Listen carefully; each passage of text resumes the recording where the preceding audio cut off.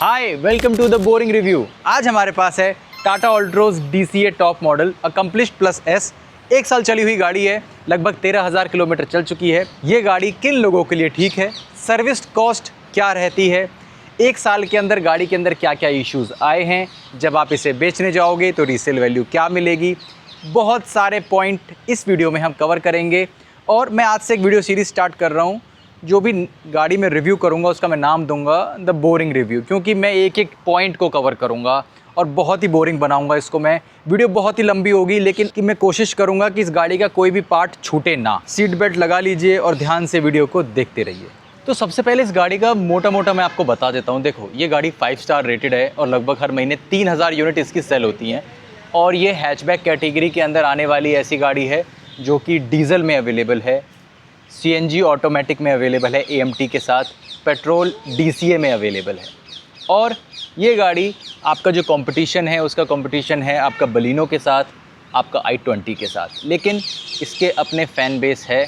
इसका जो कंपटीटर है, जहाँ पे बलिनो काफ़ी अच्छे नंबर में सेल होती है, वहीं पर ये गाड़ी 3,000 नंबर में सेल होती है महीने के अप्रॉक्स। और जो i20 है उसकी सेल काफ़ी कम है। तो जो भी लोग इसको कंसिडर कर रहे हैं, किस पॉइंट के ऊपर आप इसको कंसीडर कर रहे हैं, पहले उसकी बात कर लेते हैं हल्की सी। देखो, इस गाड़ी की जो लुक है ना, वो वाकई में बहुत कमाल की है और बिल्कुल यंग जनरेशन, यूथ, जेनजी को आप जो बोल सकते हो, वो इसके साथ जाएंगे। कॉलेज गोइंग स्टूडेंट्स के लिए परफेक्ट है। इस लुक में कोई भी शिकायत नहीं है, डिज़ाइन एकदम परफेक्ट है। यहाँ तक कि मेरी वाइफ को भी ये गाड़ी बहुत पसंद आई बाहर से देखने में, लुक्स में।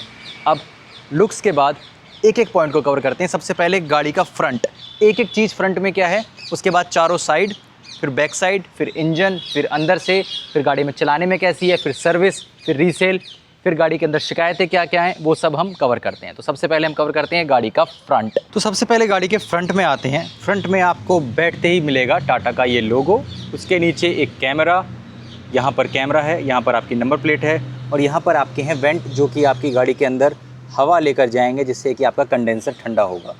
यहाँ पर भी आपको वेंट मिलेंगे और यहाँ पर भी आपको वेंट मिलेंगे। वेंट आपको यहाँ पर भी मिलेंगे, इधर भी हैं, नीचे भी हैं। ये सारा प्लास्टिक है, ये सारा ग्लॉसी मटेरियल है। और अब आते हैं इसकी लाइट के ऊपर साइड में। तो यहाँ पर आपको 2 LED लाइट बेस मिलेंगी। ये प्रोजेक्टर्स नहीं है, ये LED सेटअप है, लेकिन डुअल LED सेटअप है। ऊपर आपको DRL मिलेंगी। यही DRL आपकी इंडिकेटर का भी काम करती हैं। ये प्लास्टिक है, ये मेटल है। इधर आपको मिलेंगे फॉग लैंप, ये भी आपके LED के अंदर हैं। नीचे आपको जो डिज़ाइन मिलेगा, ये एयर पॉकेट मिलेंगी, थोड़ी सी आपको थोड़ी लुक को इन्हेंस करने के लिए, ताकि गाड़ी थोड़ी कूल दिखे। ये उसके लिए पॉकेट्स दे रखे हैं यहाँ पे। बम्पर पूरा प्लास्टिक लेकिन सॉलिड बिल्ड के साथ है। ऊपर आपका ये बोनट है। यहाँ पर अब लेफ़्ट साइड में आते हैं। यहाँ पर आपको फिर से लाइट सेटअप वही है और यहाँ पर जो आपको ये मिलेगा, ये आपका टोइंग हुक के लिए है। यहाँ पर इसके लिए जब आप इसको खोलेंगे प्लास्टिक को, ये देखिए ऐसे निकालेंगे यहाँ पर, तो यहाँ पर आप इसके अंदर टोइंग हुक लगा सकते हैं। ठीक है, तो हम इसको बंद कर देते हैं। ये पार्ट कवर हो गया। अब सामने की तरफ ही गाड़ी में आते हैं वाइपर्स। अब वाइपर आपके एरो टिन वाले हैं, मतलब ये काफ़ी अच्छी क्वालिटी के वाइपर हैं जो इस गाड़ी के अंदर दिए गए हैं। और यहीं पर आपको 2 चीज़ें और मिलेंगी। यहाँ पर रेन सेंसिंग भी है, ताकि वाइपर ऑटोमेटिक चल सकें बारिश के टाइम पर, और ऑटोमेटिक हेडलैम्प्स भी हैं। तो यहीं से आपके हेडलैम्प्स भी कंट्रोल हो जाएंगे। जब रात होगी तो ऑटोमेटिक ये जलने लग जाएंगे। अब चलते हैं गाड़ी के साइड में। साइड में आपको मिलेंगे टायर्स। टायर का साइज़ हम देखते हैं।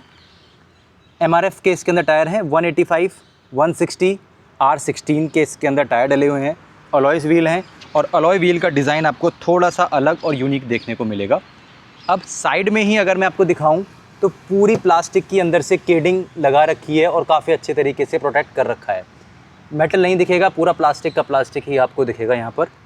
और अब साइड में जो आती है बात ग्राउंड क्लियरेंस की, तो लगभग इस गाड़ी में 165 mm की ग्राउंड क्लियरेंस है, जो कि मेरे हिसाब से, मैंने जो चलाया है, आपको ऐसा लगेगा कि 165 mm ग्राउंड क्लियरेंस कम है, लेकिन 165 mm ग्राउंड क्लियरेंस इस गाड़ी के लिए बहुत है। जितना मैंने इसको चलाया, मुझे नहीं लगता कि ग्राउंड क्लियरेंस बिल्कुल भी कम है। ठीक है, रही ग्राउंड क्लियरेंस की बात। अब आते हैं बिल्कुल साइड पर आपके ORVM के ऊपर। ORVM के ऊपर ये टॉप मॉडल है, क्योंकि यहाँ पर आपको 360 कैमरा देखने को मिल जाएगा। इसी के ऊपर आपको LED टर्न इंडिकेटर्स भी मिल जाएंगे। और जो ORVM का साइज़ है ना, ये काफ़ी बड़ा है आपके नॉर्मल साइज़ के कंपैरिजन में। तो जो आपका ब्लाइंड स्पॉट है लेफ़्ट साइड का, वो आपको काफ़ी अच्छा देखने को मिलेगा। यहीं पर आपको छोटा सा एक क्वार्टर ग्लास मिलेगा। अब आप इसके पॉइंट देख लीजिए कितना खुला हुआ है बस ये, ताकि अंदर से जब आप बैठकर देखें। और ये जो पिलर है, अगर ये पिलर आपको लगे कि ज़्यादा चौड़ा है, अंदर से देखने में दिक्कत आ रही है, तो वो इसके लिए है। लेकिन यहाँ से जब आप ड्राइवर सीट से कुछ ऐसा देख पाएंगे नहीं। साइड प्रोफाइल के बाद हम चलते हैं साइड के गेट के ऊपर। ठीक है, यहाँ पर आपको क्या मिलता है? सबसे पहली चीज़, डोर फ्लश हैंडल्स वाले हैं, ये देखो आप। और यहीं पर आपको एक रिक्वेस्ट सेंसर भी मिलेगा, जिससे आप गाड़ी को लॉक होने पर ऑटो फोल्ड हो गए और दोबारा खोलने पर ऑटो फोल्ड ये खुल गए। ठीक है, ये आपके हो सकते हैं। यहाँ पर आपको एक LED लाइट मिल जाएगी, इंडिकेटर। तो आप इसको यहाँ पर हाथ डालिए, यहाँ से पकड़ के इसको खोलिए। फ्लश डोर हैंडल इस प्राइस सेगमेंट में काफ़ी यूनिक है। और ठीक है, गाड़ी भी यूनिक है, मॉडर्न लोगों के लिए है, तो मॉडर्न फ्लश डोर आप दे सकते हो, कोई दिक्कत है नहीं। इस डोर को कंप्लीट करते हैं इस प्लास्टिक की कवरिंग के साथ। ये मेटल है, ये यहाँ पर प्लास्टिक है, और ये चीज़ आपको यहाँ पर दिखेगी कि ये भी ग्लॉसी है। तो यहाँ पर लेकिन 1 साल पुरानी गाड़ी है, मुझे कोई भी स्क्रैच इसके ऊपर इतने खास दिख नहीं रहे हैं, तो स्क्रैच वाली टेंशन इतनी है नहीं। गाड़ी ऑटोमेटिक लॉक हो गई है, चाबी मेरे पास है, क्योंकि मैंने गाड़ी को अनलॉक करके खोला नहीं था। तो ये चीज़ भी इसके अंदर अच्छी है, अगर मैं इसको खोल लेता तो ये गाड़ी लॉक नहीं होती। ठीक है, इसी गेट को हम कंटिन्यू खोलते हुए बाकी चीज़ें इस गेट के अंदर देखते हैं और हैं क्या क्या। अब जो गेट है ये, यहाँ पर आप देखेंगे इंसुलेशन जो जैसा कर रखा है, ऊपर की तरफ काफ़ी अच्छा, काफ़ी चौड़ा इंसुलेशन यहाँ पे दे रखा है आपको, ताकि आपकी गाड़ी के अंदर बाहर की नॉइस कम आ सके।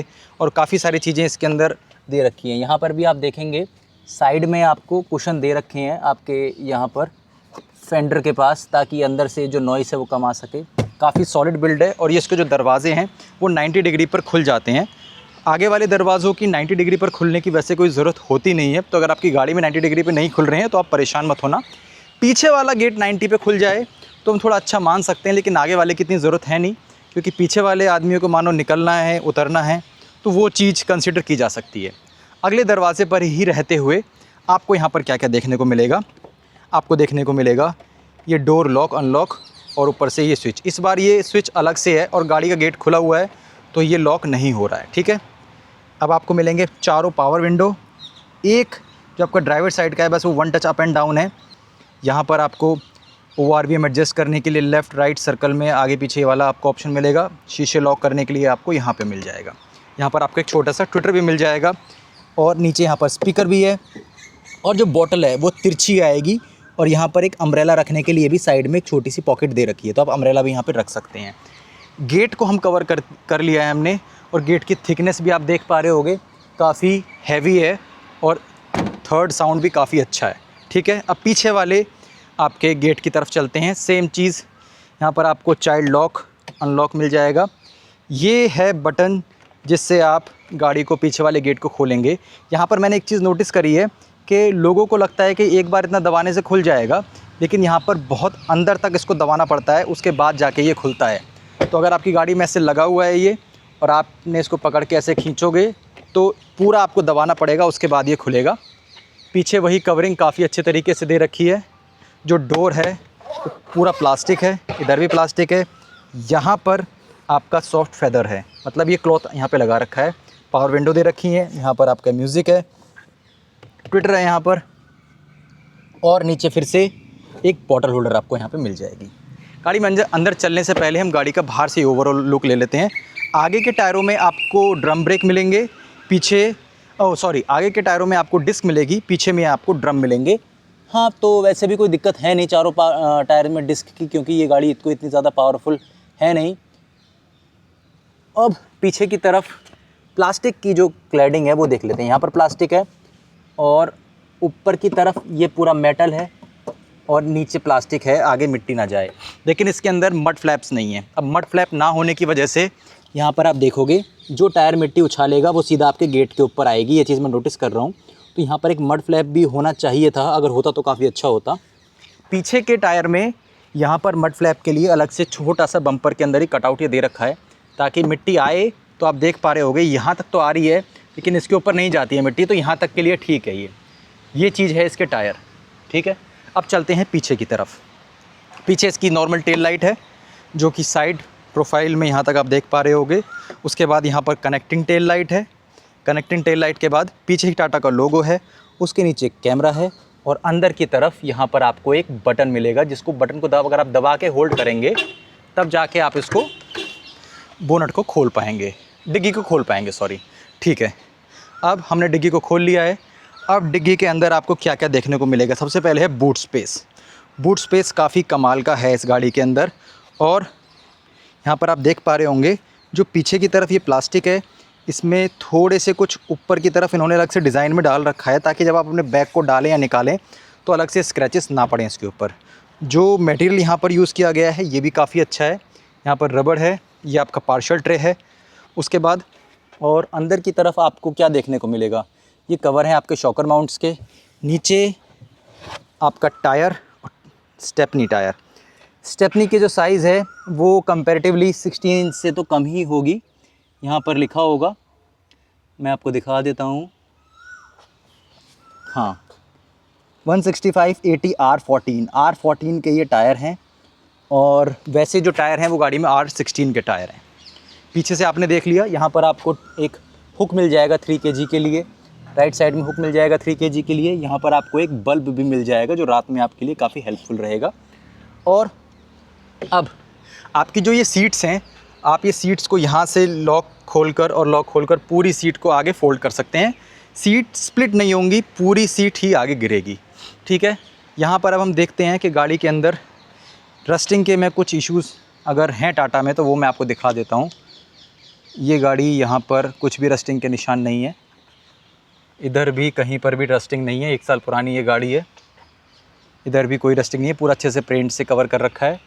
लेकिन यहाँ पर जो हिंज है ये जो कि आपकी शॉकर को पकड़ता है, यहाँ पर आप देखेंगे तो यहाँ पर रस्ट है और ये रस्ट आगे कंटिन्यू बॉडी में करेगा क्योंकि बॉडी में भी हल्का हल्का सा रस्ट दिखने को हो रहा है। तो ये पार्ट है आयरन का जो पेंटेड नहीं है, अच्छे से पेंट नहीं है और यहाँ पर रस्ट अच्छा खासा लग चुका है। उसके अलावा मुझे इस गाड़ी में कहीं भी रस्ट नहीं दिख रहा है। रस्ट की जो और जगह होती हैं वो ये डोर ही होते हैं, जहाँ पर डोर में से पानी निकलने की जो जगह होती है, जैसे ये पानी निकलने की जगह है, यहाँ पर ये पानी निकलने की जगह है।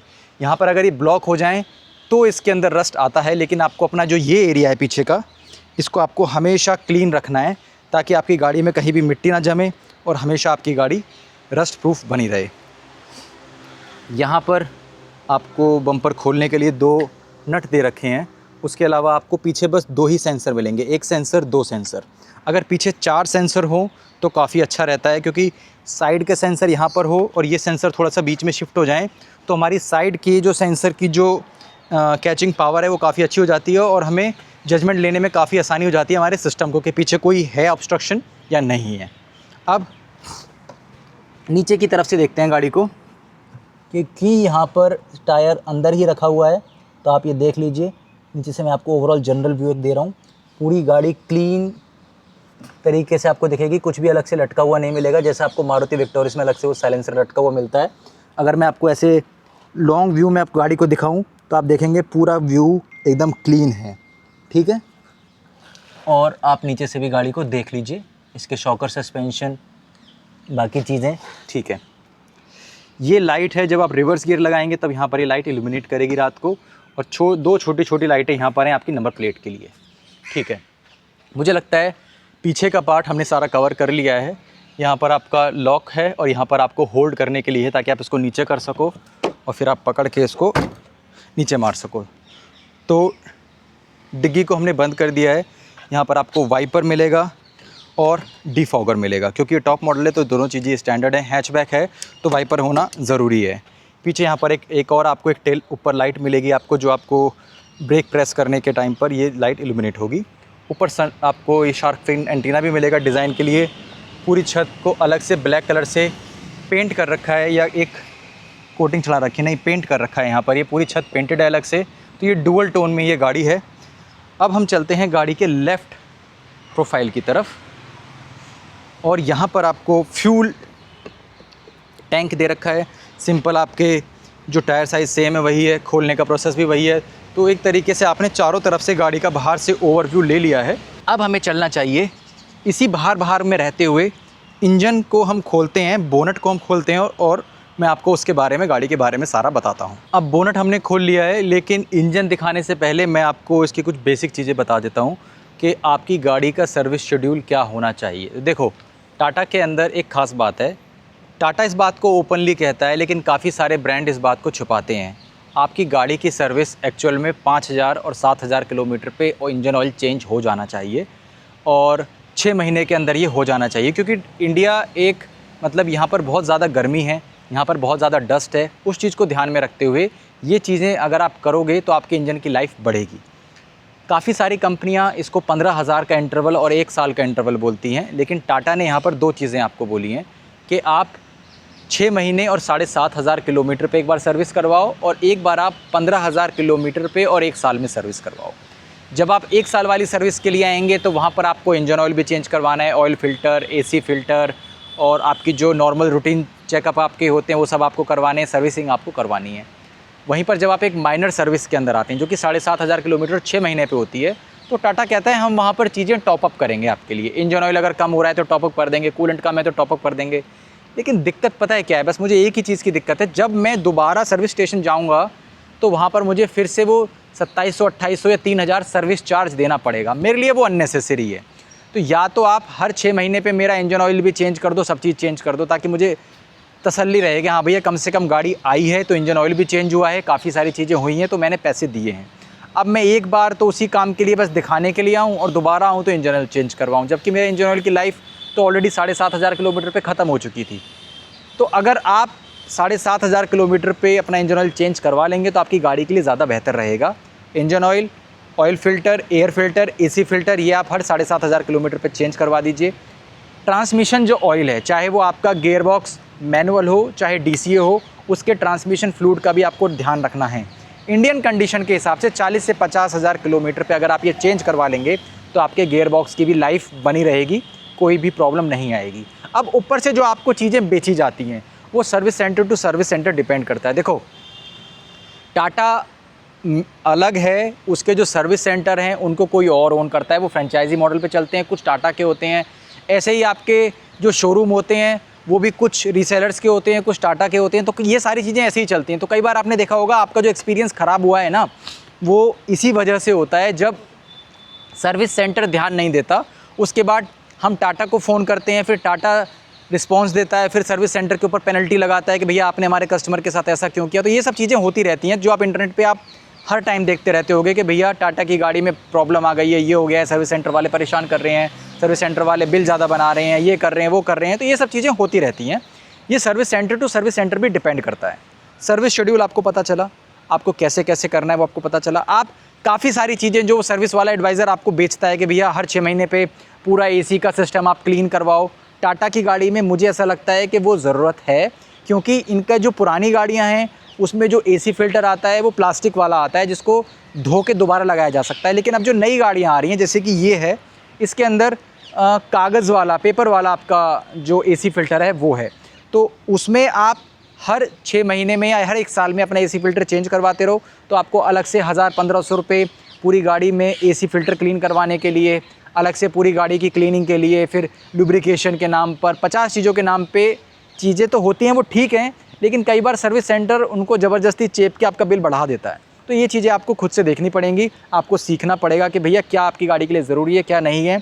ये सब चीज़ IDG ऑटो लोकेट ऐप के अंदर मैंने डाल रखी है कि आपकी कौन से किलोमीटर की सर्विस पे आपको क्या काम करवाना है, कितना करवाना है, और आप उतना ही करवा लो तो कोई दिक्कत नहीं आएगी। अब ओवरऑल इस गाड़ी के हम बात करते हैं इंजन को लेकर और ट्रांसमिशन को लेकर। तो ये गाड़ी है DCA 1.2 मतलब 1200 सीसी का 3 सिलेंडर पेट्रोल इंजन है, और उसके साथ इसके अंदर है DCA डुअल क्लच ऑटोमेटिक, ये ट्रांसमिशन है।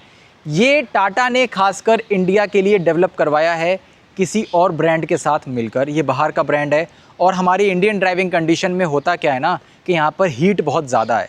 अब जो नॉर्मल ड्राई क्लच हैं, जहाँ पर क्लच हीट के टाइम पर अच्छे से हीट बाहर नहीं निकल पाती है, जिसकी वजह से आपने देखा होगा कि आपकी गाड़ी ट्रैफिक में, कई बार अगर डुअल क्लच गाड़ी है या पहाड़ों पर ट्रैफिक में फंस गए तो आपको गाड़ी थोड़ी देर ट्रांसमिशन की वार्निंग की लाइट आ जाएगी और आपको गाड़ी रोकनी पड़ेगी। इस गाड़ी के अंदर वेट क्लच है, 2 क्लच हैं, और सिस्टम काफ़ी सिंपल है। सन एंड प्लानिटरी गियर सिस्टम के ऊपर ही चलता है। DCA का सेटअप है जो कि मेरे हिसाब से पर्सनली ये आपके AMT जो आते हैं उसका काफ़ी एडवांस वर्जन है, जो कि आपको रिलायबिलिटी भी काफ़ी अच्छी खासी दे देगा, आपको फ्यूल एफिशिएंसी भी काफ़ी ठीक ठाक निकाल के दे देगा और ये रिलायबिलिटी भी आपको दे देगा। और इससे ज़्यादा आपको गियर बॉक्स में कुछ चाहिए नहीं। तो अगर आपको ट्रैफिक के लिए गाड़ी देख रहे हैं, टाटा ऑल्ट्रोज़ ही देख रहे हैं, आपको ऑटोमेटिक ही चाहिए, AMT नहीं चाहिए, तो आप DCA ले सकते हैं। स्टार्टिंग के पहले, दूसरे, तीसरे गियर में जहाँ पर बहुत बम्पर टू बम्पर ट्रैफिक में आप चलेंगे वहाँ पर हल्का सा जर्क है। उसके बाद अगर आप इसको हाईवे के लिए ले रहे हैं तो वहाँ पर वो भी प्रॉब्लम नहीं आएगी आपको।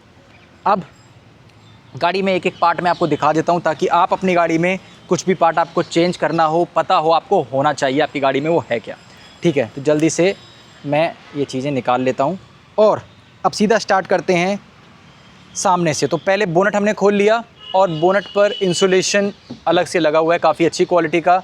बोनट के अंदर काफ़ी सारे होल हैं तो मिट्टी जाएगी, तो जब आप अपनी गाड़ी को वॉश करवाएं तो यहाँ से पानी को ज़रूर निकलवा दें, इस बात का ध्यान रखें। रस्टिंग अभी भी कहीं भी नहीं है, रस्टिंग जब तक नहीं पड़ेगी जब तक यहाँ पर एक्सीडेंट नहीं होगा, पेंट नहीं हटेगा, कुछ चीज़ ऐसी नहीं होगी। ठीक है, अब सामने की तरफ आते हैं। ये है आपका कूलेंट बॉक्स, ब्लू कलर का लॉन्ग लाइफ कूलेंट डला हुआ है, जिसको आप अगर हर 60-70 हज़ार किलोमीटर पे चेंज करवा दें या हर 3-4 साल में चेंज करवा दें तो आपकी गाड़ी के लिए बेहतर होगा। यहाँ पर वॉशर फ्लूइड है, यहाँ पर इंजन ऑयल है, ये आपका ब्रेक ऑयल है, ये आपका क्लच ऑयल भी यही सेम ही होता है, ये आपका ABS है और ये आपका इंजन है, ये आपके स्पार्क प्लग हैं, पानी मारते टाइम, गाड़ी को धोते टाइम इनको बचाना है। ये आपकी गाड़ी का ECU है जो कि अच्छे से प्रोटेक्ट कर रखा है ताकि पानी वानी से बच सके। ये आपकी गाड़ी का फ्यूज़ बॉक्स है जहाँ पे आपकी गाड़ी का सारा एक तरह से MCB सिस्टम आप इसको मान सकते हैं। बैटरी काफ़ी बड़ी है इसके अंदर, क्योंकि इलेक्ट्रॉनिक्स इस गाड़ी के अंदर ज़्यादा हैं तो ये नॉर्मल बैटरी के मुकाबले थोड़ी सी महंगी भी आएगी जब आप इसको रिप्लेस करवाएंगे।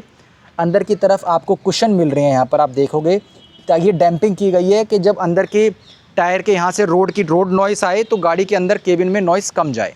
अच्छा, ये एयर फिल्टर है जिसको कसा हुआ है आपके नट बोल्ट के सिस्टम पर, जो कि मुझे पर्सनली बिल्कुल भी पसंद नहीं है। ये इजी क्लिप वाला सिस्टम होना चाहिए था ताकि कोई भी अपने एयर फिल्टर को खोलकर साफ़ कर सके तुरंत और उसे कोई भी दिक्कत ना आए। यहाँ पर आपका थ्रॉटल बॉडी है और ये आपका ऑयल फिल्टर यहाँ पे लगा हुआ है। आगे यहाँ पर रेडिएटर है और ये आपका आगे कंडेंसर है। तो ये आपका पूरा इंजन का एरिया है। जब आप इंजन को साफ़ करें तो पूरे साइड के कोनों को और इन सब को साफ़ करना अच्छे से। यहाँ पर आपकी वाइपर मोटर अलग से लगी हुई है, यहाँ पर आपका वाइपर का सिस्टम भी है। आपने पूरा का पूरा सिस्टम ये देख लिया अच्छे से। तो ये है इसका पूरा बोनट एरिया। अब हम इस बोनट को बंद करते हैं। अब गाड़ी के अंदर चलते हैं और आपको गाड़ी को अंदर से मैं दिखाता हूँ कि अंदर से इसका लुक एंड फील कैसा है और कौन सी चीज़ कहाँ पर है। ठीक है, गाड़ी में अंदर जाने से पहले सबसे पहले हम यहाँ पर एक वार्निंग साइन पढ़ेंगे जो कि आपको अपनी गाड़ी के बारे में पता होना चाहिए। आपकी गाड़ी का टायर साइज़ क्या है। जब 2 लोग बैठे हों तो सारे टायरों में लगभग फ्रंट टायर में 32 की हवा, पीछे वाले टायर में 35 की हवा। जब लोग ज़्यादा हों तो भी 32 और 35 की हवा आपको भर के रखनी है, इसका आपको ध्यान रखना है। तो जब आप गर्मी में के दिनों में जब आप अपनी गाड़ी के टायरों में हवा भरवा रहे हो, टायर आपके गर्म हो, तो आप कम से कम 3 PSI ज़्यादा हवा भरवाएं, क्योंकि आपके टायर जिसकी वजह से फटे ना। ठीक है, ये आपको पता होना चाहिए। अब अगली चीज़ है, इस गाड़ी के अंदर आपको हाइट एडजस्टेबल सीट मिलती है। यहाँ पर भी आपको रिक्लाइन के लिए ऑप्शन मिलता है। उसके अलावा कुछ भी आपको इलेक्ट्रॉनिक नहीं है, जो कि मुझे भी पर्सनली पसंद है। यहाँ पर इलेक्ट्रॉनिक ना होना, मैनुअल ये सिस्टम होना। यहाँ पर देखते हैं रेस पेडल, ब्रेक पेडल और एक डेड पेडल है। और अंदर की तरफ से भी कुशनिंग काफ़ी अच्छी कर रखी ताकि आगे की तरफ से, इंजन की तरफ से जो आवाज़ है वो काफ़ी कम हो सके। यहाँ से आप बोनट खोल पाएंगे और यहाँ पर आप कुछ अपने कागज़ वगैरह रख पाएंगे। ठीक है, उसके बाद ये है आपका स्टार्ट स्टॉप बटन। यहाँ पर ये कटिंग दे रखी है कि यहाँ पर अगर लोअर मॉडल्स में कुछ और बटन होने चाहिए या अगर आपकी गाड़ी में की वाली है तो यहाँ पर ये होता, जो कि एक अच्छी चीज़ नहीं है। यहाँ पर अगर इस चीज़ों को छुपा लेते ये तो काफ़ी अच्छा होता। साइड के वेंट्स हवा के लिए, आपके हवा यहाँ पर लाने के लिए, जब आप फॉग डिफॉगर मोड पे ऑन करते हैं तो वो यहाँ पे साइड में है इसमें। और यहाँ पर आप देखेंगे तो और कुछ ऐसा कुछ खास है नहीं। अब सीधा चलते हैं गाड़ी में अंदर। बहुत गर्मी हो रही है, गाड़ी का मैं AC भी ऑन करता हूँ। उससे पहले मैं आपको सीट दिखा देता हूँ। सीट कंफर्टेबल हैं। ये आपको एक्स्ट्रा जो थाई सपोर्ट निकाल के दे रखा है, आपको स्टार्टिंग में ये काफ़ी अच्छा लगेगा। अच्छी चीज़ है, ना हो अगर आपकी गाड़ी में तो भी कोई प्रॉब्लम है नहीं है, सच होना भी अच्छी चीज़ है। ठीक है, सीट कंफर्ट भी। बैठ के बताते हैं, गाड़ी अभी बंद है। उससे पहले एक चीज़, इस गाड़ी में स्टीयरिंग लॉक नहीं होता है। तो आप गाड़ी को स्टीयरिंग को घुमाएंगे तो स्टीयरिंग लॉक अनलॉक नहीं होगा। बहुत ज़्यादा गर्मी हो गई है, पहले मैं एसी चला लेता हूँ। और अगर मैं, हाँ ये चीज़ मैं आपको एक नोटिस करवाता हूँ, अच्छी है इसके अंदर। देखो मैंने गेट बंद किया, मैंने बटन दबाया, टेक्निकली गाड़ी को स्टार्ट हो जाना चाहिए था, लेकिन टाटा की गाड़ियों में इसको होल्ड करके रखना पड़ता है, तब जाके गाड़ी स्टार्ट होती है। मैं इसको फास्ट मोड पे कर देता हूँ। फास्ट मोड पे गर्म हवा आ रही है तो ऑटोमेटिक इसने शीशा नीचे कर दिया है। मुझे लगता है कि शीशा नीचे करना सॉल्यूशन नहीं है, क्योंकि ऑटोमेटिक ही में अगर फास्ट कूल मोड पे मैं लगाऊं गाड़ी को तो शीशा बिना नीचे किए गाड़ी ज़्यादा जल्दी ठंडी हो सकती है। पर्सनली मेरा ऐसा ये मानना है। गाड़ी की लाइट ऑन हो गई है। स्टीयरिंग मुझे बता रहा है कि आपके स्टीयरिंग स्ट्रेट नहीं है। अब मेरी गाड़ी का स्टीयरिंग सीधा हो गया है और मैं अब शीशा बंद कर लेता हूँ। जो मैं आपको चीज़ दिखा रहा था, देखो ये वन टच यहाँ पर ऑप्शन तो दे रखा है, लेकिन जब मैं इसको होल्ड करूँगा तब, छोड़ूंगा तो हो गया, ठीक है। नीचे करूँगा तो छोड़ दिया, लेकिन नीचे कितनी देर पर, कोई डबल क्लिक का ऑप्शन नहीं है जैसे हमारी आपकी नॉर्मल गाड़ियों में होता है कि भाई जहाँ पर 1 क्लिक और 2 क्लिक होते हैं, यहाँ पर 1 2 3 जब आपको रखना पड़ेगा। अगर आपको ऊपर करना है तो 1 2 3 तब जाके ये ऑटोमेटिक ऊपर जाएगा। ये चीज़ आपको देखनी पड़ेगी। तो अब तक मुझे लग रहा था कि शायद ये काम नहीं कर रहा है, लेकिन इसका फंक्शन ही अलग तरीके से काम करता है। ठीक है, हवा खाते हैं पहले थोड़ी सी, क्योंकि गर्मी बहुत ज़्यादा है। अच्छा, हवा खाते टाइम एक चीज़ मैं नोटिस कर रहा हूँ, आप भी ये चीज़ देखना कि एसी मैक्सिमम पे सेट है, हवा एकदम तेज़ पर है और सब कुछ अच्छे पर है, ठीक है, और फ़ैन स्पीड भी 7 पर है। अब मैं आपको इसकी स्पीड दिखाता हूँ। इसकी आपको दिख रही है स्पीड, चलो ठीक है, इस एसी वेंट की स्पीड दिखी। अब मैं आपको साइड के वेंट की स्पीड दिखाता हूँ। पहले इसको रोक लेते हैं। तो ये देखो यहाँ से हवा कितनी कम आ रही है। मैं आपको ये बताने की, दिखाने की कोशिश कर रहा हूँ विजुअली कि इस वेंट से हवा कम आ रही है, लेकिन इन दोनों वेंट से हवा तेज़ आ रही है। तो अगर आपकी गाड़ी में भी यही है तो मुझे ज़रूर बताना एक बार। इसके अंदर भी यहाँ पर हवा कंपैरेटिवली इन दोनों के मुकाबले हवा कम आ रही है यहाँ से। इसको अगर मैं रोक दूँ एक बार और यहाँ पे मैं आपको दिखाऊं तो ये हवा का सीन है, और यही चीज़ जब मैं सामने करूं तो आप देखिए हवा कितनी तेज़ है। तो ये चीज़ मैंने नोटिस करी है इसके अंदर। अब स्टीयरिंग को देखते हैं, स्टीयरिंग क्या कह रहा है। स्टीयरिंग पर्सनली मुझे इसका ठीक लगा, कोई दिक्कत है नहीं, एकदम लाइट स्टीयरिंग है इसका। और स्टीयरिंग पर दिक्कत है कि ये जो आइकन्स है ना, मुझे पर्सनली ये ग्लॉसी, ये आइकन्स में लाइट, ये सब नहीं पसंद। मैं चाहता हूँ चाहे लाइट हो चाहे ना हो, ये हमेशा दिखने चाहिए, क्योंकि अगर मैं लाइट इसको बंद कर दूँ अगर मैं तो आप देखेंगे कि यहाँ पर फिर इल्यूमिनेशन कम है, जिनकी विजिबिलिटी कम हो गई है। अगर मैं लाइट ऑन करूँगा तभी जाके इनकी विजिबिलिटी बढ़ेगी और टाटा का लोगो ये दिखेगा। तो पर्सनली मुझे ये चीज़ पसंद नहीं है। सामने की तरफ आपको एक छोटी डिस्प्ले मिलेगी, यहाँ पर आपको एक बड़ी डिस्प्ले मिलेगी। दोनों ही के अंदर क्या फ़र्क है, क्या क्या फ़ीचर है, वो मैं आपको अभी बताऊँगा। उससे पहले मैं आपको दिखाऊँ कि यहाँ पर एक आपका पैडल शिफ्टर भी दे रखा है, प्लस माइनस, और ये आपका वाइपर के लिए, जहाँ पर ऑटोमेटिक वाइपर आपके पास है। आगे का और पीछे का वाइपर आप कंट्रोल कर सकते हो, और यहाँ पर आप लाइट कंट्रोल कर सकते हो। ये दोनों आपके, जो ऑप्शन आपका 0 1 2 3 आपकी नॉर्मल गाड़ियों में यहाँ पर होता है स्लाइड करने के लिए, आपकी लाइट का एंगल, वो इसमें यहाँ पर दे रखा है। और आपका ऑटोमेटिक पर हेडलाइट सेट है, ये ऑफ़, ये ऑन, और ये हेडलैम्प ऑन। तो ये सारी चीज़ें हैं इसके अंदर। अब जो बटन्स हैं, कॉल उठाने के लिए, काटने के लिए, म्यूट के लिए ये बटन है, टैक्टाइल बटन, और ये प्लस और माइनस। ठीक है, अब आते हैं स्क्रीन के ऊपर और एसी कंट्रोल्स के ऊपर।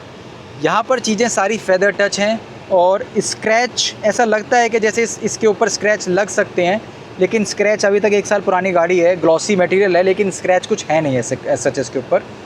यहाँ पर आपको कौन कौन से फीचर मिलेंगे, तो ये फ़ैन कंट्रोल करने के लिए है, ये टेम्परेचर कंट्रोल करने के लिए है, ये 360 डिग्री कैमरा कंट्रोल करने के लिए, सीधा 360 डिग्री कैमरा आ गया। यहाँ पर मैं 3D में सेट करके और इसको पूरा मैं ये देख सकता हूँ। तो ये आपके सामने है, जो काफ़ी अच्छी चीज़ है। 3D 2D साइड के दोनों व्यू, पीछे के दोनों व्यू, ये सब आपके सामने आ गए। ठीक है, अब नीचे की तरफ आप यहाँ पे देखेंगे तो मैक्स मोड, इनर सर्कुलेशन, आपका रियर, बैक, आपका कंट्रोल किधर की तरफ आपको हवा रखनी है, आपका एसी ऑफ़ एंड ऑफ़, और ये आपका फॉग लैम्प, ये आपका लॉक एंड अनलॉक। जो लॉक एंड अनलॉक आपका यहाँ पर होना चाहिए था वो यहाँ उसमें गाड़ी में यहाँ पर आपको दे रखा है, ठीक है। ये आपने कंट्रोल देखा। नीचे की तरफ आपको मिलेगा यहाँ पर एक USB A port, USB type C 65 वाट और एक आपका लाइटर सॉकेट जिसमें आप कोई भी प्लग लगा सकते हैं अपना, उसके बाद चार्जर लगा सकते हैं। ऑटोमेटिक कंट्रोल ये गाड़ी है तो यहाँ पर आपको पार्किंग मोड बटन के थ्रू दे रखा है, और ये जो लीवर है यहाँ पर आपको एक स्विच मिलेगा आपको ऐसे, ये देखो अगर मैं आपको दिखा पाया तो यहाँ पर एक क्लिक करने वाला स्विच है। इसको क्लिक करने के बाद ही आप इसको आगे या पीछे कर पाएंगे, और यहाँ पर अभी ट्रांसमिशन की वार्निंग की लाइट आ गई है, ठीक है। अब इसके फीचर हम फटाफट से देख लेते हैं, इसके अंदर क्या क्या आपको ऑप्शन मिलेगा। तो यहाँ पर अभी आप नेविगेशन देख पा रहे होगे कि यहाँ पर नेविगेशन लिखा हुआ है। तो यहाँ पर होता क्या है ना कि ये जो गूगल मैप आप यहाँ पे चलाओगे अपने एंड्रॉयड, एप्पल और वायरलेस कारप्ले के थ्रू, वो आप यहाँ पे भी मिरर कर सकते हो, ठीक है। जैसे कि ये देखो आपका मिरर हो गया मैप, दोबारा ओके मैंने प्रेस किया तो आपका पूरा मैप यहाँ पर आ गया, और ये ओके ओके प्रेस करने से यहाँ पर आप इसको व्यू चेंज कर सकते हो। यहाँ पर इस व्यू को जब आप दबाओगे तो इससे इसका व्यू यहाँ पर चेंज हो सकता है। आपके 2-3 मोड इसके व्यू के हैं, और बाकी ऑप्शंस यहाँ पर हैं कि क्या आपको यहाँ पर रखना है, मीडिया रखना है, नोटिफिकेशंस रखने हैं, सेटिंग रखनी है। क्रूज़ कंट्रोल के आपको बटन देखेंगे यहाँ पर, रीसेट। ये जो बटन बीच वाले हैं ना टैक्टाइल बटन, ये रात में नहीं दिखते हैं, तो आपको याद रखना पड़ेगा कि कौन से बटन किस चीज़ के लिए है। यही छोटी चीज़ होती हैं जो मुझे पसंद नहीं आती हैं, ठीक है। हैंड ब्रेक आपको मैनुअल मिलेंगे, 2 आपको कप होल्डर हैं यहाँ पर, उसके अलावा छोटा सा आर्म रेस्ट है, ये स्लाइडिंग है, आप इसको खोलेंगे तो अंदर आपको स्टोरेज मिलेगी। इसको आपको बंद कर दिया। अब गाड़ी सीट पर बैठने के बाद काफ़ी कंफर्टेबल है, कोई ऐसा प्रॉब्लम है नहीं। तो और जो हैंडल हैं आपके, ये हैंडल में अंदर कुछ हाथ आपका सीधा निकल जाएगा, कुछ रखने के लिए, होल्ड करने के लिए नहीं है। अगर होता तो काफ़ी अच्छा होता। सीट बेल्ट जो ऑप्शन है वो आप स्लाइड करके उसकी लेंथ कम या ज़्यादा कर सकते हो। यहाँ पर आपको एयरबैग भी मिलेगा, तो 6 एयरबैग तो आप हर गाड़ी के अंदर स्टैंडर्ड ही है टाटा के पास, तो उसकी कोई दिक्कत है नहीं। यहाँ पर सनरूफ है, ये मटेरियल बहुत हार्ड है तो ऊपर की जो धूप है वो बहुत आएगी तो सही, ऊपर शीशे को तो गर्म करेगी, देखो बहुत गर्म है, लेकिन अंदर तक हीट कम आएगी। यहाँ पर आपको दिखेगा option airbag on end of के लिए, जो काफ़ी कूल लगता है देखने में। SOS बटन जो टाटा से बात कर लोगे आप, और इस बटन से आप सनरूफ को खोल सकते हो। ये आपकी सनरूफ ओपन हो गई, और फिर से आप इसको आगे करके सनरूफ को बंद कर सकते हो। लाइट आपको मिलेगी सिर्फ यहीं पर, एक लाइट। इसके अलावा गाड़ी बड़ी है तो रात को पीछे वाले अगर अपने लिए लाइट जलाना चाहें तो उनके लिए कोई भी लाइट का ऑप्शन नहीं है। LED लाइट की ब्राइटनेस सिर्फ आगे वाले लोगों तक के लिए ही रहती है, पीछे तक वो इल्यूमिनेट नहीं करती है। आपको यहाँ पर डोर ग्रैब हैंडल मिलेंगे, लेकिन आपके ड्राइवर साइड पे एक ग्रैब हैंडल आपको नहीं मिलेगा। यहाँ पर आपको सनशेड में एक टिकट होल्डर मिल जाएगा, और यहाँ पर आपको एक वैनिटी मिरर मिल जाएगा। उसके अलावा एज सच कुछ ऑप्शन है नहीं। डैशबोर्ड आप देख लीजिए, काफ़ी प्रीमियम डिज़ाइन है, और उसके साथ ही साथ ये आपके इल्यूमिनेटिंग वाले आपके ऑप्शन भी इसके अंदर हैं, जिसको आप लाइटिंग चेंज कर सकते हैं, काफ़ी सारी चीज़ें यहाँ से कर सकते हैं। तो अब स्क्रीन की फटाफट से बात कर लेते हैं। Android, Apple CarPlay, Amazon Alexa, AQI 11 का आ रहा है। ऑडियो मोड्स, गाने, म्यूज़िक सिस्टम इस गाड़ी का काफ़ी कमाल का है। टाटा के अंदर एज़ ऑलवेज़ म्यूज़िक पे वो काफ़ी अच्छा ध्यान देते हैं, तो टाटा की गाड़ियों में म्यूज़िक तो आपको मिलेगा। शॉकर सस्पेंशन अच्छे मिलेंगे, और सेफ्टी मिलेगी। बाकी चीज़ें आपका लक है। ठीक है, तो अंदर हमने लगभग काफ़ी सारी चीज़ें इंटीरियर में कवर करी हैं। अगर कुछ चीज़ छूट गई हो तो आप वो मुझसे कमेंट में पूछ लेना, मैं आपको उसके लिए बता दूंगा। यहाँ पर आपको काफ़ी अच्छा ये जो प्लास्टिक का मटेरियल है, ये भी प्लास्टिक है, ये भी प्लास्टिक है, ये भी प्लास्टिक है, सब कुछ प्लास्टिक है। और बस आपको डोर पर ये क्लॉथ कपड़ा यहाँ पर आपको मिलेगा थोड़ा सॉफ्ट टच के अंदर, ठीक है। उसके अलावा सब आपको प्लास्टिक मिलने वाला है। पीछे की सीट की बात करूँ अगर मैं, तो पीछे की सीट पे भी आपको जो थाई सपोर्ट आपको राइट और लेफ़्ट वाले लोगों के लिए मिलेगा, बीच वाले के लिए आपको कुछ नहीं मिलेगा, लेकिन पीछे हम्प भी नहीं है, तो पीछे वाला बंदा आराम से ठीक ठाक बैठ सकता है। AC वेंट आपको मिल जाएंगे, पीछे 65 वाट का चार्जिंग भी आपको मिल जाएगा। और यहाँ पर अगर मैं आपको दिखाऊँ कप होल्डर्स, तो यहाँ पर आपको कप होल्डर भी 2 देखने को मिलेंगे, और ये भी काफ़ी सॉलिड है, ठीक है। एक चीज़ थोड़ी दिक्कत है, पीछे आपको सेंसर्स नहीं मिलते हैं सीट के ऊपर, जिसकी वजह से अगर आपने अपनी सीट बेल्ट, कोई भी नहीं बैठा है फिर भी आपने सीट बेल्ट नहीं लगाई, तो भी आपकी गाड़ी सीट बेल्ट की वार्निंग देगी ही देगी आपको जब आप चलाएंगे। तो ये आप अभी देख रहे होगे, अभी मेरी सीट बेल्ट की वार्निंग आ रही है बस, लेकिन जब मैं गाड़ी को चलाऊँगा तो ये गाड़ी पूरी वार्निंग देगी। और एक और इसकी चीज़ दिखाता हूँ, दिक्कत जो मुझे पर्सनली दिक्कत लगी, गाड़ी स्टार्ट है, चाबी मेरे पास है और मैं अब गाड़ी से बाहर निकलता हूँ और गाड़ी मैंने बंद करी, हॉर्न के साउंड सुनो, 2 3 4 5 6 7 8 9 10, 9 बार इसने मुझे हॉर्न दिया, जिसकी कोई ज़रूरत नहीं थी, क्योंकि एक बार अगर हॉर्न होता तो भी मेरे लिए काफ़ी था, सफिशिएंट था। तो ये भी एक मुझे प्रॉब्लम नज़र आएगी, जो ज़बरदस्ती टाटा का ओवर इंजीनियरिंग हम इसको कह सकते हैं। अब यहाँ पर हम इस बैक व्यू मिरर की अगर हम इसकी बात करें, जो इससे हम पीछे देखते हैं, तो ये आपका है स्लाइडिंग में, यहाँ पर बटन है और उसके बाद ये सिस्टम है। यहाँ पर आपको ऑटो डिमिंग IRVM नहीं मिलेगा। साइड का व्यू अब आप अगर यहाँ से बैठकर देखें, अगर आपको ये ड्राइवर का पर्सपेक्टिव है, अगर मैं आपको इसी पर दिखाऊं, तो आप देख पाएंगे कि ये जो ब्लॉक है, ये जो है एरिया, ये यहाँ पर नीचे की तरफ थोड़ा एरिया आपको ब्लॉक कर रहा है, लेकिन ये एरिया आपको अच्छे से कंपनसेट कर रहा है कि नीचे तक का आपको दिख जाएगा। अगर आप थोड़ा तिरछा होकर देखेंगे तो आपको यहाँ से छोटे से होल में से कुछ छोटी सी चीज़ें भी दिख सकती हैं। तो एक छोटा सा अगर जिन लोगों को ड्रॉबैक आया, तो वो विजिबिलिटी को लेकर हल्का सा यहाँ पे आ सकता है, क्योंकि ये थोड़ा सा चौड़ा एरिया हो गया है। उसके अलावा एज सच विजिबिलिटी में का बाकी चीज़ों में आपको कोई भी प्रॉब्लम नहीं आने वाली है। ये चीज़ काफ़ी अच्छी है। लेफ़्ट साइड के लिए देखो छोटा सा होल है, वहाँ पर आपको दिख जाएगा, क्योंकि आप लेफ़्ट साइड से ऐसे करके तो देखोगे नहीं, ठीक है। ये चीज़ हो गई आपकी कवर। पीछे आपके डोर हैंडल्स, उसके अंदर 2 हुक भी आपको दे रखे हैं दोनों तरफ, पीछे पार्शल ट्रे, और ये पूरी सीट 60-40 नहीं होगी, पूरी फोल्ड होगी। साइड में आपको मैं दिखा देता हूँ, यहाँ पर आपको स्पीकर मिलेंगे, यहाँ पर आपको ट्विटर मिलेंगे। पीछे की तरफ भी आपको सीट में ये मैगज़ीन होल्डर आपको मिल जाएगा, कटआउट अच्छा है। और पीछे बैठ के मैं आपको सीट में फटाफट से दिखा देता हूँ कि पीछे बैठने के बाद कैसा एक्सपीरियंस है। फटाफट से इसको खोलूँगा, नहीं तो ये गाड़ी बोलने लग जाएगी। ठीक है, मैं फटाफट से बैठ गया हूँ। पीछे बैठने के बाद पीछे वाले के लिए भी स्पेस काफ़ी ठीक ठाक है। पैरों की तरफ अगर मैं आपको दिखाऊँ तो स्पेस काफ़ी बढ़ चुका है, मतलब अगर आप और गाड़ियों में इतना बैठेंगे तो इसमें आप ऐसे बैठ सकते हैं। जो सीट है वो कुछ इस तरीके से आपको दिखाई देगी। तो ये सीट पॉस्चर फिक्स रहेगा। पर्सनली मैं अपनी मम्मी को इसके अंदर कहीं अभी घुमाने ले गया था, गाड़ी में हम कहीं पर गए थे, तो उन्होंने मुझे बताया कि ये सीट उन्हें इतनी कंफर्टेबल नहीं लगी मेरी होंडा में इसके कंपैरिजन में। उनकी मर्ज़ी, लेकिन मेरे पापा बोल रहे थे कि ये सीट ठीक है, अच्छी लगी। मेरी वाइफ बोल रही थी कि थोड़ी सी दिक्कत है। तो मतलब सबका मिक्स है। आपका कैसा कंफर्ट है, आपका एक्सपीरियंस क्या है, आप किसको कंफर्ट मानते हैं, उस पर डिपेंड करेगा। आपकी जो हाइट है, मेरी हाइट 5'8" है, और उसके बाद भी आपको ये इतना स्पेस आपको ऊपर मिल जाएगा, ठीक है। तो ये चीज़ आपको देखने को मिलेगी। पीछे आपका पार्शल ट्रे है, जहाँ पे आप कुछ भी सामान रख सकते हैं आराम से, तो उसकी भी कोई दिक्कत है नहीं। अंदर से हमने इस गाड़ी को कवर कर लिया है। इस गाड़ी को चलाने का, मैंने इसको चलाया था, कल मैं इसको दिल्ली से ग्रेटर नोएडा लेके गया था, तो चलाने का एक्सपीरियंस, मैं कुछ क्लिप हैं वो मैं आपको ऐड कर दूंगा, मैं अभी आपको दिखा दूंगा वहाँ पर, वो आप देख लेना। उसके बाद पहले आप ये देख लीजिए क्लिप, उसके बाद हम आगे बात करते हैं। चलो फटाफट से अब इस गाड़ी को चलाते हैं और बताते हैं कि ये गाड़ी चलने में कैसी है। फटाफट से इसको करते हैं ड्राइव मोड में, ब्रेक से पैर हटाते हैं और चलते हैं। तो अभी ये D2 पे दिखा रही है। तो पहली चीज़ यहीं से स्टार्ट करते हैं। ये गाड़ी डायरेक्ट सेकंड गियर में स्टार्ट होती है। और दूसरा कमाल का फीचर, चाहे कोई पीछे बैठा हो या ना बैठा हो, ये गाड़ी ऑटोमेटिक आपको ये साउंड सुनाएगी ही सुनाएगी कि सीट बेल्ट लगा लीजिए, क्योंकि पीछे वेट सेंसर नहीं है। अगली वाली जो 2 सीट हैं उनमें है तो पता चल जाता है, पीछे वाली में पता नहीं चलता। तो ये आपको हर बार आवाज़ आने ही वाली है। D4 में ये गाड़ी पहुंच चुकी है।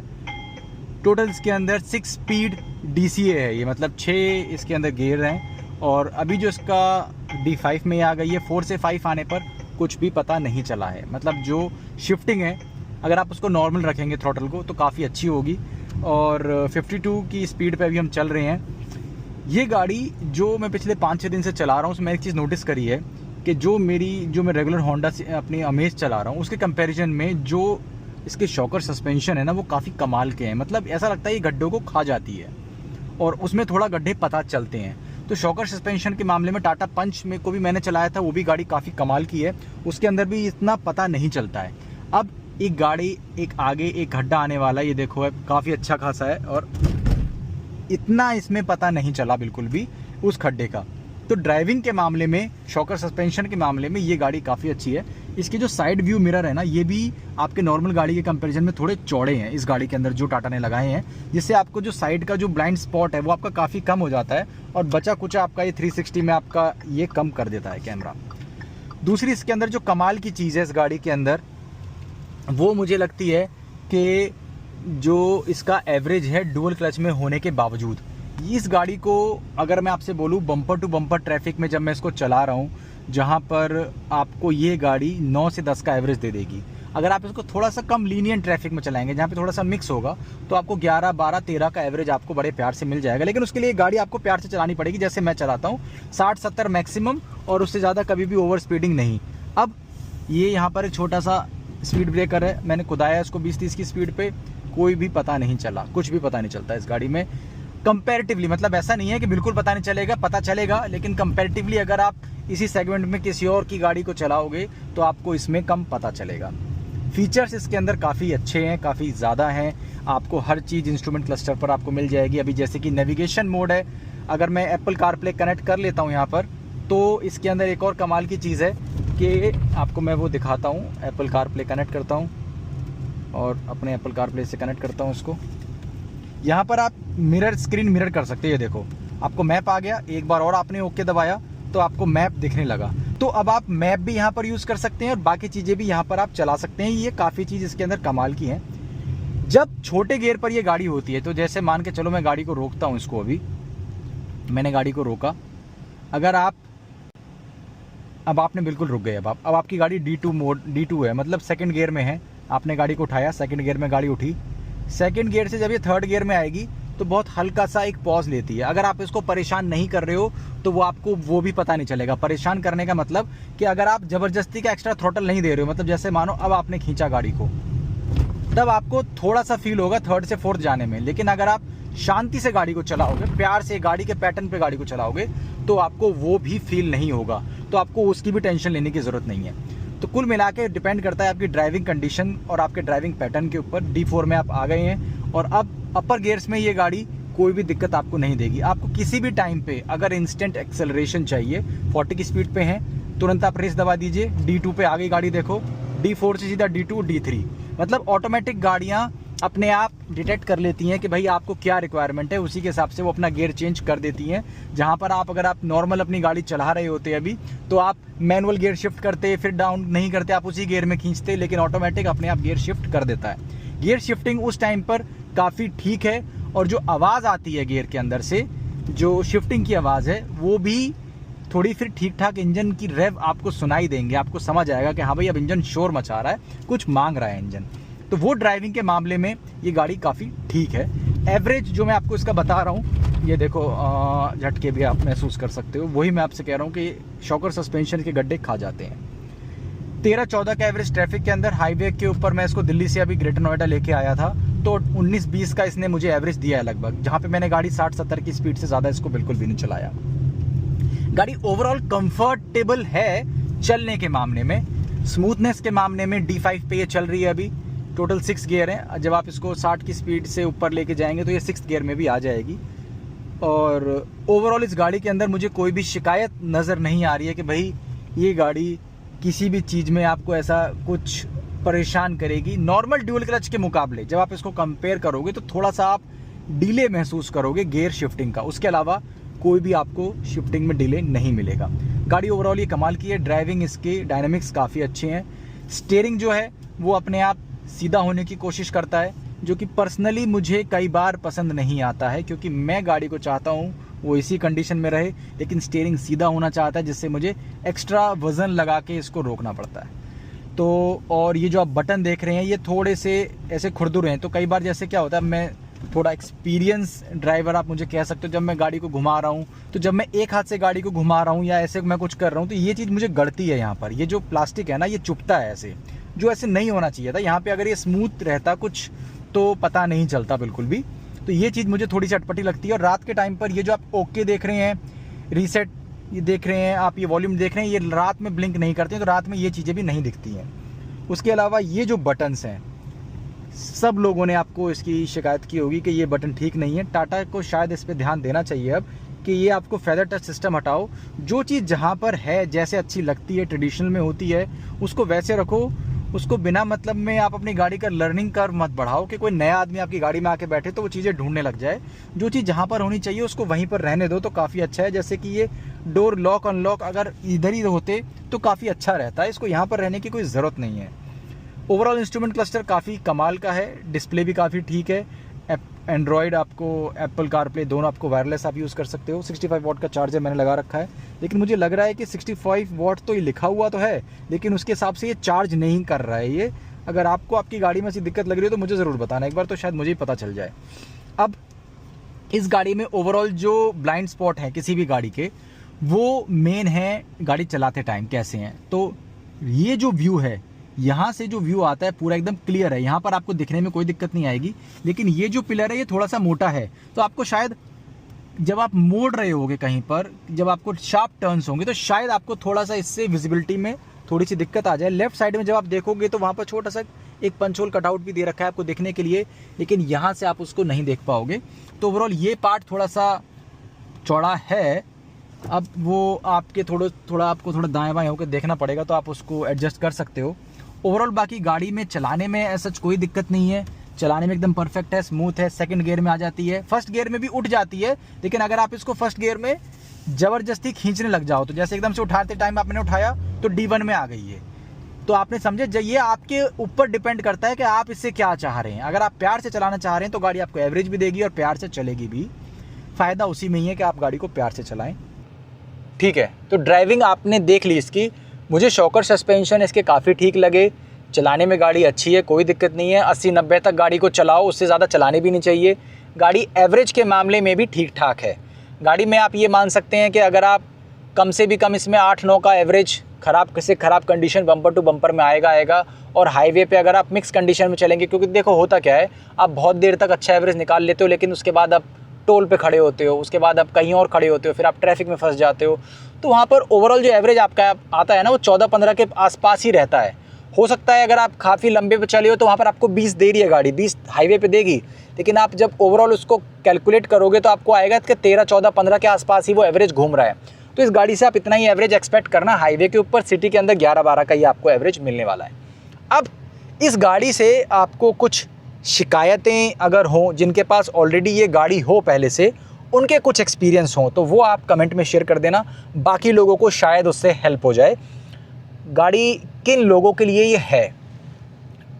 Pure Tata fan, hatchback fan, चलाने में मज़ा हो, वो गाड़ी आपको ये थोड़ा थोड़ा देगी, चलाने का मज़ा देगी। रिलायबिलिटी भी आपको देगी गियरबॉक्स के मामले में, कि भाई क्योंकि इसका जो गियरबॉक्स है, पहले शिकायतें थीं इस गियरबॉक्स के अंदर जब ये लॉन्च हुआ था, लेकिन धीरे धीरे टाटा कर रहा है। लेकिन कम से कम मैं ये कहूँगा कि भाई टाटा ने पहल तो की इस गियरबॉक्स को लाकर, क्योंकि इंडिया के हिसाब से, इंडिया के लिए डिज़ाइन करना कोई चीज़, और थोड़ी बहुत तो दिक्कतें देखो आती ही हैं।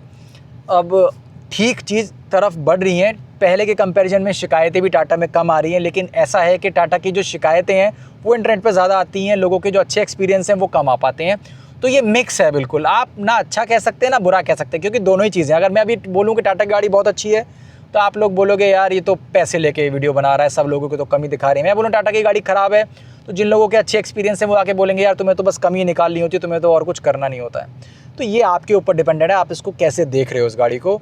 गाड़ी रिव्यू करने के लिए कोई पैसा नहीं मिला है, गाड़ियाँ सिर्फ हमें इन्फ्लुएंसर्स को मिलती हैं, तो कंपनियों को हमें कंटेंट मिलता है, कंपनियों को हमें एक्सक्लूसिव कंटेंट मिलता है, कंपनी को उसके लिए व्यूअर्स मिल जाते हैं। तो ये ऐसी चीज़ें, ये चीज़ें चलती हैं, ठीक है। अलग से कोई ऐसा पैसा नहीं है कि इस गाड़ी को मैंने पैसे लेके कुछ रिव्यू कर रहा हूँ। मैं, कंपनी ने मुझे भेजा है, मैंने अपने व्यूज़ दिए हैं और आगे मैं वीडियो बना रहा हूँ। अब आएगी बात सेकेंड हैंड के टाइम पर जब आप इसको बेचने जाएंगे, तो देखो टाटा के साथ जो चीज़ जुड़ी हुई है मार्केट में, जो परसेप्शन है वो तो रहेगी, आप उसको ख़त्म नहीं कर सकते। लोगों के दिमाग में हमेशा रहेगा कि टाटा के पास जो लोहा है वो जंग है, तो आपकी रीसेल वैल्यू कम करो। टाटा के इंजन में दिक्कत आती है, दिक्कत ना आए लेकिन आवाज़ बहुत आती है। आवाज़ आना, दिक्कत आना दो अलग चीज़ है। तो पर्सनली मैंने आवाज़ आना ज़्यादा सुना है लोगों से कि गाड़ी 40-50 हज़ार चलने के बाद इंजन में से ज़्यादा आवाज़ें आने लग जाती हैं, वो दिक्कत। और गाड़ी में इसके अलावा जो दिक्कतें हैं वो पार्ट्स को लेकर तो नहीं है, पार्ट्स तो इजीली अवेलेबल हो जाते हैं, लेकिन इन्हीं दो फैक्टर्स के ऊपर आपकी गाड़ी की रीसेल वैल्यू कम हो जाती है। तो आप अगर टाटा की गाड़ी ले रहे हैं तो 8-10 साल से कम के लिए टाटा की गाड़ी मत लेना। 8-10 साल के बाद आपकी गाड़ी की आप वैल्यू अपनी चूस चुके होगे गाड़ी से और उसके बाद अपनी गाड़ी को बेच दोगे, अगला आदमी भी तसल्ली से उस गाड़ी को चला ले, इस तरीके से आपको देखना पड़ेगा। तो रीसेल वैल्यू थोड़ी कम मिलेगी। टाटा के फ़ैन हो तो इस गाड़ी को ले लेना, कोई भी दिक्कत शायद अगर किस्मत अच्छी रही तो आपको ना आए, थोड़ी बहुत आएंगी तो कोई बात नहीं, देश का लोहा है, देश के लिए कुछ तो आपको कुर्बान करना पड़ेगा। वीडियो कैसी लगी वो मुझे ज़रूर बताना, और ये बोरिंग सीरीज़ आपको कैसी लगी ये मुझे बताना, और ऐसी और वीडियोस के लिए चैनल को फॉलो कर लेना। मन में कोई भी डाउट आए तो कमेंट पूछ लेना। मिलता हूँ आपको अगली वीडियो में एक और बोरिंग रिव्यू के साथ।